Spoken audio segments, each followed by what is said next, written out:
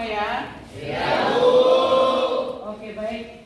Sebelum kita lanjutkan materi kita, silakan petugas kebaktian, silakan maju.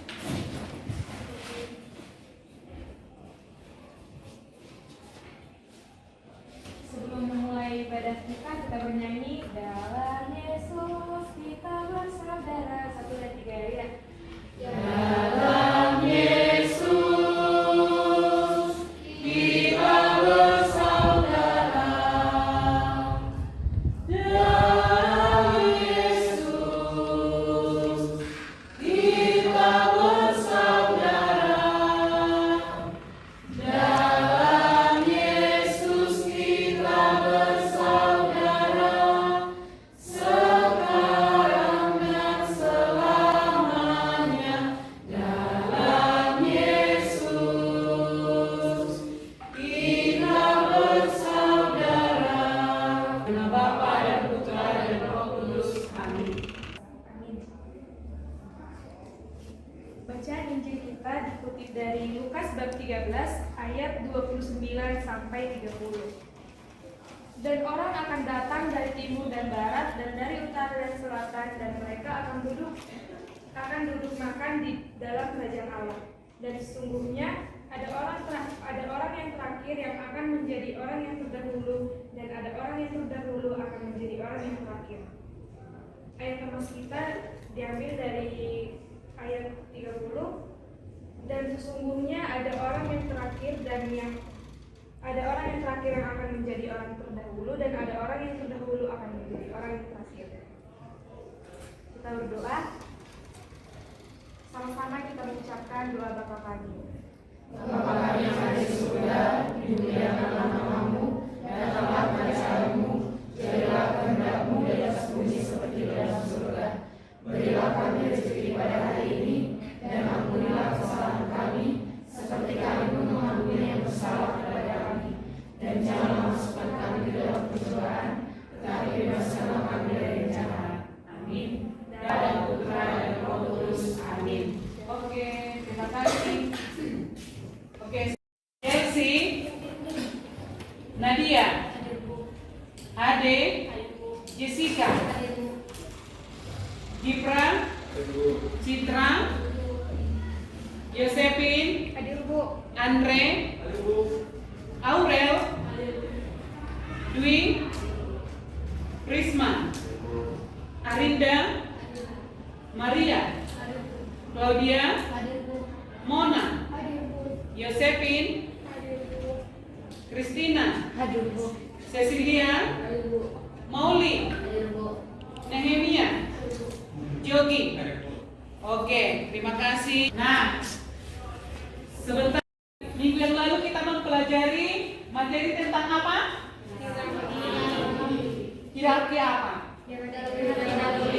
Iya, hierarki dalam gereja Katolik. Sana kita sudah mengetahui apa arti, fungsi, tugas-tugasnya, dan lain sebagainya. Nah, mempunyai jabatan karena mendapat penyucian melalui tahbisan. Maka hierarki dalam gereja Katolik dibedakan dalam 2 kelompok. Nah, inilah perbedaannya. Maka kita harus tahu bahwa hierarki itu ada 2 perbedaannya. Nah, ini kita lihat hierarki jabatan, ya. Jadi kita harus tahu dia batasannya. Hierarki jabatan, yaitu paus dengan para kardinal, kan? Begitu. Nanti akan dijelaskan lagi dari mana dia bisa menjadi kardinal. Terus hierarki tahbisan itu uskup, imam, dan diakon. Nah, jadi terbagi dia batasan daripada imamat mereka itu. Nah, jadi secara singkat bahwa hierarki itu adalah sama-sama dulu kita mengucapkan kata Susunan atau sebuah jenjang kepemimpinan dalam gereja Katolik yang terdiri dari paus, uskup, imam, diakon. kasih nanti LKPD-nya. Namun dalam perkembangan muncul istilah dari gereja Santo Ignatius dari Antioquia dengan istilah pemilik episkopos penatua atau presbiteros, pelayan ataupun diakon.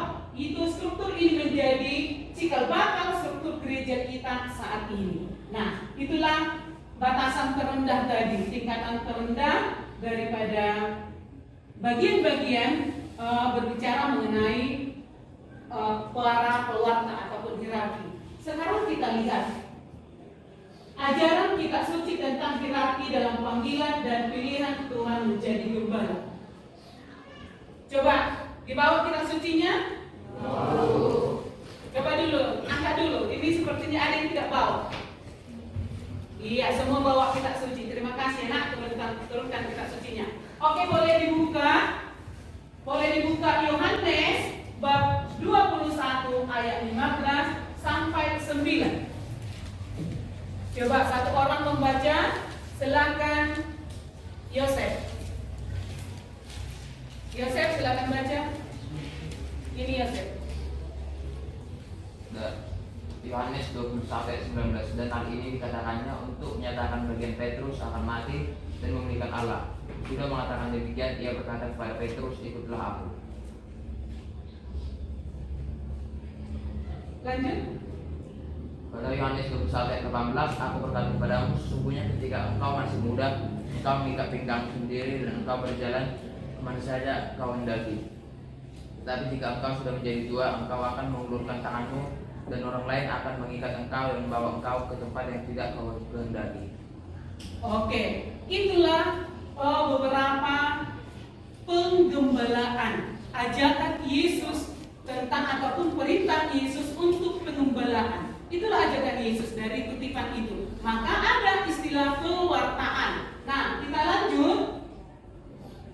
Tuhan tidak melihat kelemahan manusia, Petrus atau para penerusnya, tetapi melalui kasih akan memampukan dia menjadi gembala serta cinta Petrus kepada Tuhan tidak diragukan. Nah, inilah si Petrus yang sungguh-sungguh memberikan dirinya mengabdi untuk Yesus.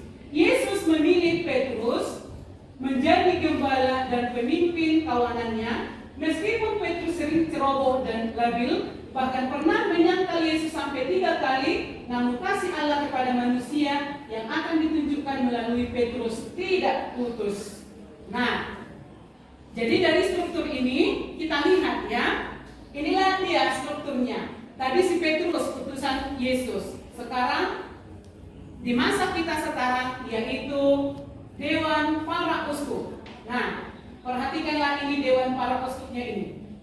Paus adalah pemimpin tertinggi Gereja Katolik Roma. Dalam bahasa Latin Paus disebut Papa.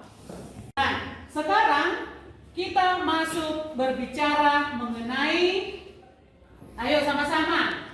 Peran kaum awam dalam Gereja Katolik. Iya, kita masuk di materi kita berbicara mengenai kaum awam. Oke, jadi tujuannya adalah peserta didik mampu memahami siapa dan apa peranan kaum awam itu sendiri. Siapa dan apa peranan kaum awam itu, itulah tujuannya daripada materi kita. Oke. Sekarang kita masuk ke pertanyaan formatik sebentar. Siapa tahu atau apa menurut kamu berbicara apa itu kaum awam? Ayo. Oke, silakan. Iya, silakan, Mang. Jadi kaum awam itu adalah orang-orang yang beriman Kristiani, kecuali mereka yang golongan imam atau yang memiliki status religius yang diakui dalam gereja. Awam adalah mereka yang tidak terbatas. Iya, terima kasih. Kita berikan dulu aplaus. Terima kasih ya, nah, berarti sudah dibaca terlebih dahulu sebelum masuk ke materinya. Begitu. Jadi semua harus bisa mengikuti demikian. Sekarang pertanyaan kedua. Apa yang bisa ditugaskan kaum awam di gereja? Siapa yang bisa? Iya, silakan Andre. Jadi yang bisa dilakukan kaum awam di gereja sebagai pemasmur, dirijen, sebagai Sebagai rektor. Ya, silakan dulu Andre. Terima kasih ya. Sekarang coba dulu kita tanya teman kita Jessica. Coba apa itu Jessica? Yang bisa ditugaskan kaum awam dalam gereja yaitu ada sebagai katekese, ada pengurus gereja, ada sebagai tugas lingkungan juga bisa, ada sebagai kolektan, ada juga sebagai lektor. Terima kasih. Oke, terima kasih. Nah, apa yang sudah dikatakan si Andre dan si Jessica itu, nah itu sudah dua hal yang bersamaan. Nah, misalkan dari orangnya bisa menjadi katekese. Seperti ibu ini adalah katekese di paroki begitu. Jadi mengajari itu maksudnya katekese ya. Nah, yang kedua ada yang menjadi pengurus gereja, pengurus lingkungan. Nah, itulah peran kaum awam. Nah, jadi kalau tugas kamu sebagai anak sekolah yang bisa kamu lakukan di gereja apa? Coba, siapa yang bisa? Iya, silakan. Iya, boleh. Ya, silakan. Mungkin tugas yang bisa kami lakukan sebagai siswa di gereja itu yang pertama sebagai lektor, kolektan, dan pemasukan. Iya, terima kasih. Coba siapa yang sudah pernah jadi lektor? Pembaca di gereja. Oh iya, ada 3 orang ya. Iya. Siapa di sini pernah organis di gereja? Iya, ada. Siapa pernah pemazmur? Iya. Siapa pernah kolektan? Oh iya, banyak. Terima kasih. Karena kolektan. Nah, itu juga sudah salah satu bentuk wujud pelayanan kita sebagai kaum awam, walaupun kamu masih siswa. Nah, begitu. Jadi sudah luar biasa ya, Nak. Terima kasih. Sekarang kita lanjut materi kita. Nah, kaum awam adalah orang beriman Kristiani yang tidak termasuk golongan yang menerima tahbisan suci dan status kebiarawanan yang diakui dalam gereja. Ini bisa dilihat di Lumen Gentium yang ke-31. Nah, inilah para kaum awam. Iya, kita juga pada kaum awam. Maka di gereja setiap hari Minggunya itu yang masuk gereja bersama kita itu adalah para kaum awam yang duduk, kecuali pastor di depan. Nah, itu sudah kaum awam. Sudah kaum hierarki. Ini hubungan awam dan hierarki. Kemarin kita sudah minggu yang lalu kita sudah mempelajari tentang hierarki. Maka sekarang kita lihat itu apa yang menjadi hubungannya. Hubungan awam dan hierarki sebagai partner kerja sesuai dengan ajaran Konsili Vatikan kedua. Nah, jadi pastor itu dengan kita itu adalah rekan kerja. Samalah seperti contohnya ibu. Pastor di paroki kita, paroki Pangururan itu hanya ada 3. Jadi ke stasi-stasi mereka tidak mampu semua. Terlebih-lebih misalkan untuk mengajari training baptis, krisma, komuni pertama. Nah, mereka itu tidak lagi sempat waktunya ke sana. Karena apa? Mereka sudah lebih banyak pelayanan menguduskan. Maka yang dipakai siapa? Yaitulah perpanjangan tangannya seperti ibu. Nah, saya mengajari yang untuk baptisan. Kemarin saya ajari yang krisma, begitu. Yang komuni pertama. Nah, kamu juga ada ikut kemarin di sana yang krisma, dipelajari juga. Nah, itu salah satu. Itulah bentuk kerjasama antara hierarki dengan kaum awam. Saya awam, begitu. Kamu juga awam. Tapi nanti kamu boleh menjadi hierarki ketika kamu mau hidup membiara. Semoga ada yang terpanggil. Nah, jadi yang menjadi bagian inti daripada pemahaman kita, peranan awam sering diistilahkan sebagai kerasulan awam, yang tugas dibedakan sebagai kerasulan internal dan eksternal. Nanti kita akan lihat apa itu di eksternal, apa itu internal, bagian-bagian daripada tugasnya. Nah, inilah yang disebut kerasulan dalam tata dunia. Ini yang menjadi hal inti yang harus kita pelajari. Berbicara mengenai kerasulan dalam tata dunia. Nah, berdasarkan panggilan manusia, awam bertugas mencari kerajaan Allah. Kita itu mencari kerajaan Allah. Mati, hidup kita itu dari Allah. Maka kita harus mencari supaya kita kudus. Nah, itulah sebagai kaum awam. Maka dari awal kita dibaptis sampai kan nanti kita meninggal kelak, kita itu akan bekerja tetap dalam, semua diprogramkan dalam gereja. Tidak boleh langsung mau mati masuk sendiri ke liang kuburnya. Nah, itu tidak ada itu. Pasti harus ditangani oleh pengurus gereja. Gereja internal, yaitu keterlibatan awam dalam tugas membangun gereja. Ini bukanlah karena menjadi perpanjangan tangan dari hierarki atau yang ditugaskan hierarki, tapi karena pembaptisan. Nah, tiket kita pertama resmi menjadi anggota gereja Katolik karena dibaptis. Kemarin kita awal ya berbicara mengenai gereja, itu kita sudah bahas. Maka karena baptisan itulah kamu harus dimampukan melayani. Maka kamu jadi lektor, maka kamu jadi pembawa kolekte, mazmur, dirijen, bahkan organis bagi yang bisa, itu karena pembaptisan, ya, begitu. Nah, ada di sini kan ini memimpin doa dalam pertemuan umat. Nah, seperti Siosepin tadi, itu sudah termasuk juga kaum awam yang melayani. Dia sudah membawa kita dalam doa. Nah, jadi pergantian-pergantian kita dalam ibadah itu berarti kita juga sudah terlibat di dalamnya. Begitu ya? Mengenai kerasulan.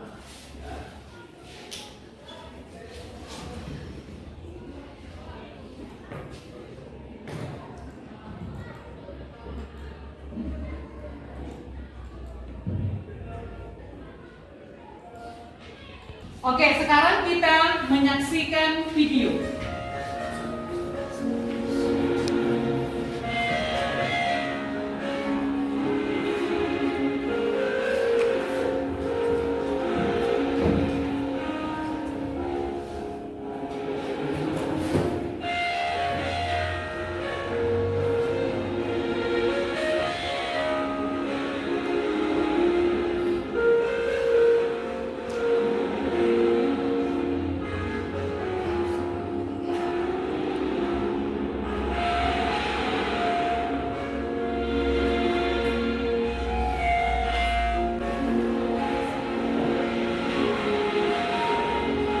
Sangat-sangat berbeda.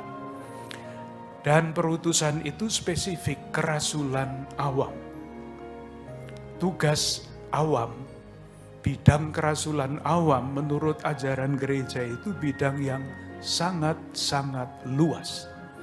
Karena rumusannya adalah menyucikan dunia. Itulah yang saya anggap, saya temukan di dalam bacaan-bacaan hari ini. Panggilan kita, bukan pekerjaan.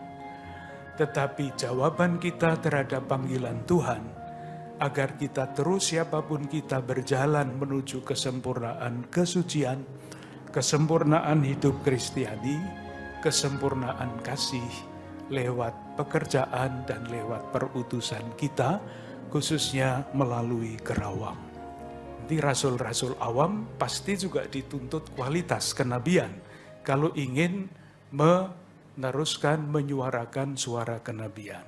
Kualitasnya apa? Satu, seorang nabi lewat doa-doa, kontemplasi dan sebagainya itu, sampai kepada suatu tahap yang boleh kita bilang dengan istilah sehati, sepikir, seperasaan dengan Allah. Itu karisma kenabian. Kita tidak punya karisma seperti Elia, tetapi sedikit-sedikit punyalah. Sehati, sepikir, seperasaan dengan Allah. Maka dia bisa mengatakan apapun yang dia katakan, yakin inilah kehendak Allah. Itu kualitas pertama. Kualitas kedua, seorang nabi itu tidak pernah,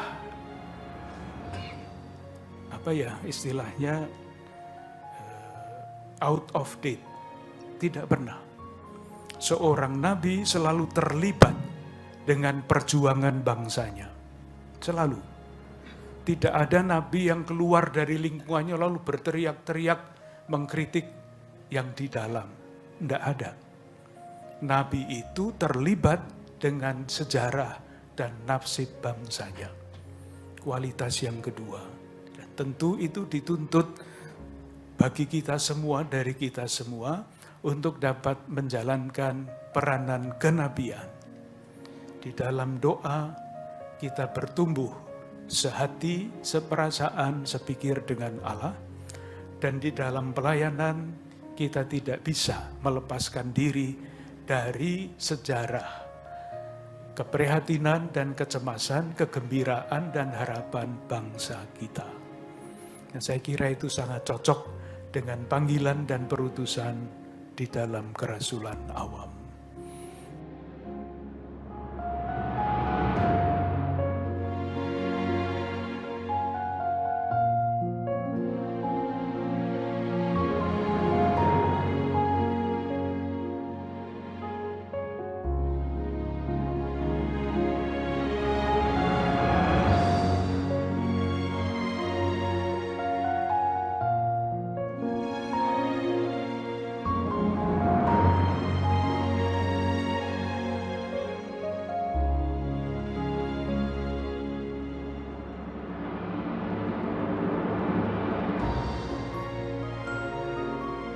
Dalam pertemuan ini yang hadir adalah 37 Ketua Komisi Kerasulan Awam seluruh Indonesia dan organisasi-organisasi kemasyarakatan Katolik tingkat nasional mengirim 2 peserta untuk hadir penuh di Pernas, dan beberapa yang lain hadir juga dalam sesi-sesi pertemuan.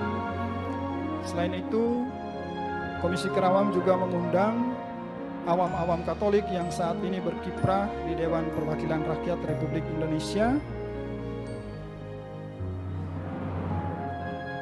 Dengan ini, Pertemuan Nasional Kerawam Konferensi Wali Gereja Indonesia dinyatakan dibuka.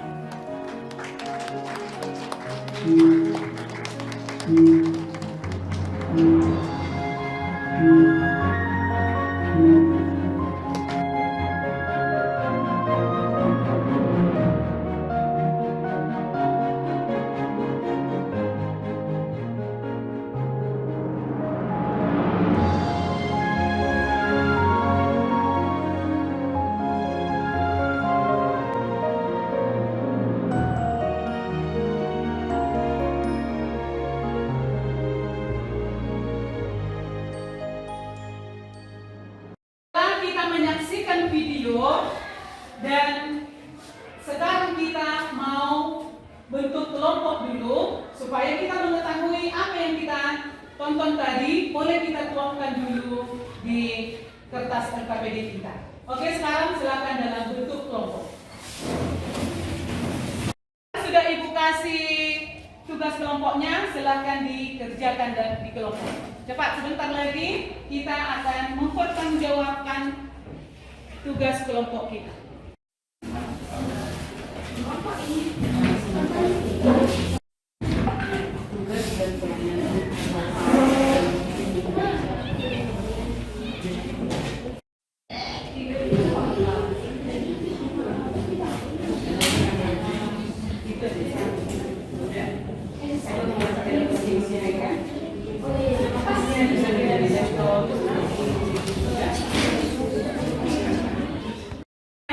Waktunya sudah habis.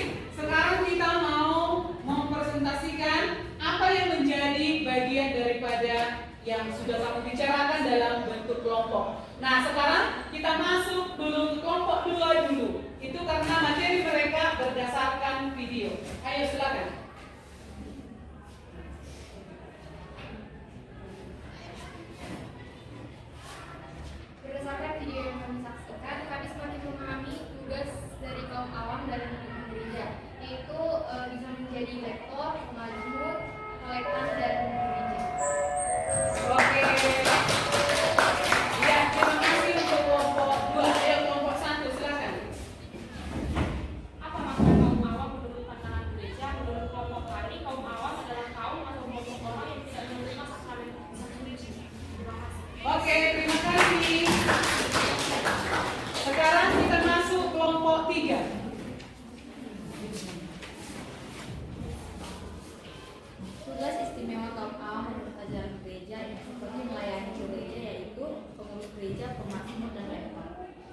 Oke, terima kasih. Sama juga ya. Yuk, kelompok terakhir. Ayo silakan. Peran ruang awam dalam gereja melaksanakan dan mewujudkan kabar baik dengan kehidupan. Oke, terima kasih. Oke, silakan RKPD-nya dikumpul sama ibu. Sini, nanti biar ibu periksa. 1, 2, 3, 4. Oke, terima kasih. Silakan kembali.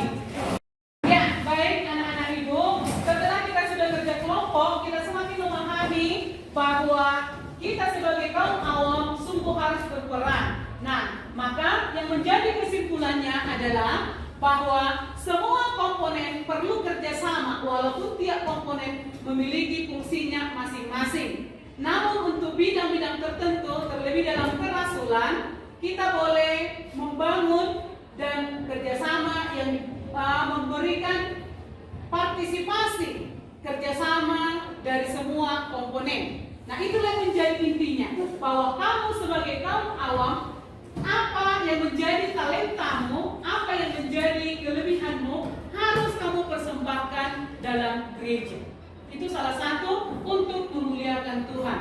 Nah, maka dengan demikian, inti daripada berbicara mengenai kaum awam ini adalah kita mau rela dan memberi diri untuk pelayanan demi kemuliaan nama Tuhan. Nah, sekarang kita boleh masuk bagian daripada refleksi.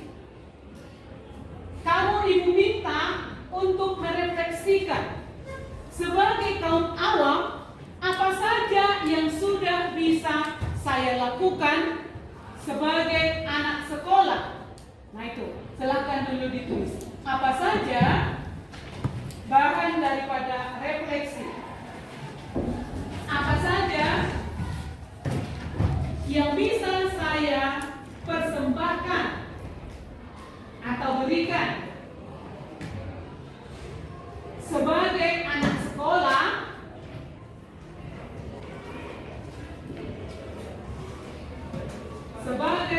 sekolah untuk kemuliaan Tuhan.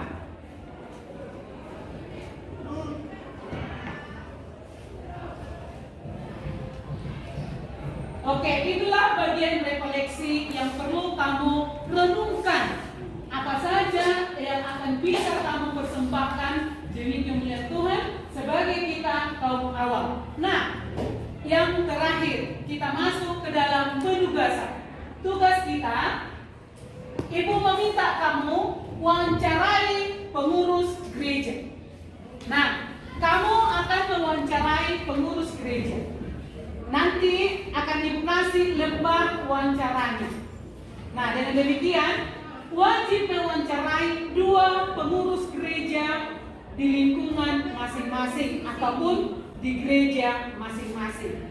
Oke, dengan demikian pertemuan kita hari ini berakhir. Silakan petugas doa penutup. Menutup ibadah pembelajaran kita, mari kita sama-sama mendoakan Bapa kami. Dalam nama Bapa dan Putra dan Roh Kudus, amin. Bapa kami yang ada di surga, dimuliakanlah nama-Mu, datanglah kerajaan-Mu, jadilah kehendak-Mu di atas bumi seperti dalam surga. Berilah kami rezeki pada hari ini, dan ampunilah kesalahan kami, seperti kami mengampuni yang bersalah